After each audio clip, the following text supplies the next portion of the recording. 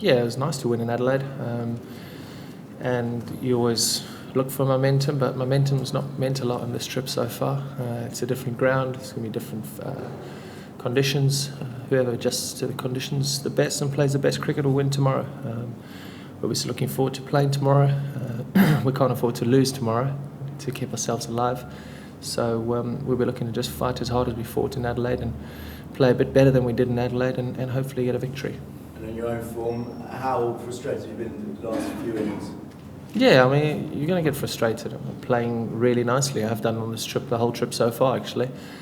Frustrated in Hobart, and then unfortunately, not sure it was the wrong option the other night, but it looked like the wrong option the way I got out. Just looking at hit boundary, but these things happen. Just happens. You're not worried at all about your form, then you have? Not at all. Not at all. Not at all. Kevin, in terms of the World Cup, then how crucial is the next 3 games for your preparation? Yeah, it is crucial. Every game's crucial. Every game we love playing. I'm not sure how pivotal and how vital it will be towards the World Cup because conditions will be totally different. I think the first week in the subcontinent, when we start getting used to the conditions and the makeup of our side and having a full strength team out, I think that's going to be really crucial. What's the latest with your bat in the auction? I heard that the winning bid was a phony bid, is that right? Yeah, it turned out to be a fake, which is very, very disappointing. I don't understand people who do that kind of stuff. It's frustrating because what I was doing was for the good of people, and it just turns out to be a fake, which is very, very frustrating, very disappointing. And what goes around comes around with those kind of people. Are you able to sort it out, fix it as the next bidder come forward? Or? Not sure, mate. The time zones are pretty difficult at the moment, being 10 or 11 hours to London. I'm just letting London try and sort it out at the moment. Hopefully we'll find somebody who's genuine and we can donate all that money. Can I ask you as well about the news that Eden Gardens isn't ready for your World Cup game? That's had to move. I mean, what have you made of that? Disappointing as well. I've never played at Eden Gardens. I never played against the Knight Riders last year in the RPL away. We played them at home. So it's one of those venues that you really want to play at in your career, especially against India. So we had a really lucky draw there to play them in Kolkata. But unfortunately, it's been moved. There's nothing we can do about it, and it might work to our advantage. And having so many Indians screaming against us. Is it a worry though, so close to the tournament, that grounds aren't ready as a player? No worries. It's not disruptive at all? Nope. What have you made of the Australians, given the last 4 games? What have I made of the Australians? Yeah, how do you think they play? It's not for me to comment on Australia. We concentrate on what we do. The Aussies do their thing, and the best team will win. Mitchell Johnson's coming back tomorrow. Is he? You're looking forward to getting back on top of it? Oh, I wouldn't say getting back on top. He's a very good cricketer. He's a world-class cricketer, and he does some really good stuff for Australia. So, him coming back into the team will strengthen their team.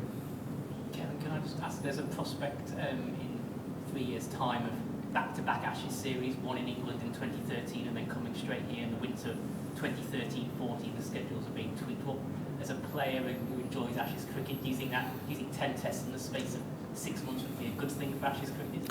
Well, we played 6 against Bangladesh last year, so we've done it before. It's not going to be a surprise. It's the first time I've heard of it, so I only generally comment on things that I have seen and are pretty much written in stone.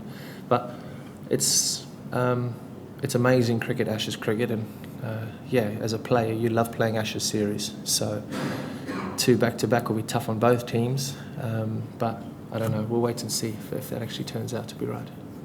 You said you can't afford to lose here. How big would it be to come back and win series from where you're at? It'd be amazing, absolutely amazing. To go 3-0 down and to fight all the way to the end and turn out in Perth on what could be a final would be incredible. Michael Clarke hasn't been having a great run recently. And yourself, a year ago when you were out of the one-day side, what's it like when you're kind of getting out all the time? Oh, mate, it's not nice, but it happens. Life is like that. You're not always going to be on top. Every single bloke in their career goes through patches, goes through some sort of a patch where they don't really know what's going on and don't know what side of the bat to hold. And yeah, I went through a few months last year which were very frustrating because you know what you can do, but it's just not happening for you. And it's just a case of working it out for yourself and going back to basics, and finding out where your basics come from and who can best get you back to playing at your basics. Sometimes the environment we're in, the high-pressured environment we're in, is not the right place to try and go back to basics. You need to go and find something else. I went to South Africa and found that with Graham Ford. And I don't know, Pup has struggled this summer, but it happens to the best players in the world at some stage in their career. So it's just a case of trying to fight through it and work it out and try and find that person who can get you out of it. Does it matter when you're out in the middle, just going and playing your shots, or is it kind of saying? Well, mate, it's so difficult. It's so pressurised. Every headline's about you. Everybody's on your back. The crowd's on your back. It's really difficult. Sometimes a step back is the best way forward. There's not really much time for them to step back though in a few weeks. I know there's not. So, but as I say, it's not for me to comment on the Australians or the other players. They look after themselves. Can I just ask Kevin? It's been a long tour. You had a game off with a groin strain. There's a couple of bowlers flown home. Are you confident that of being fresh and the team being fresh enough to compete well at the World Cup? I definitely think so. Yeah, because we won a World Cup 10 months ago. We've just won the Ashes, and what an incredible year it would be for English cricket if we won a World Cup, 50-over World Cup. So the boys will be fresh. The boys will be firing. And it's quite, in a weird sort of way, it's quite nice that a few guys have had a few games off and been rested, and some guys are back in England because they'll come back fresh, raring to go as soon as we jump on that plane in London in 2 weeks today.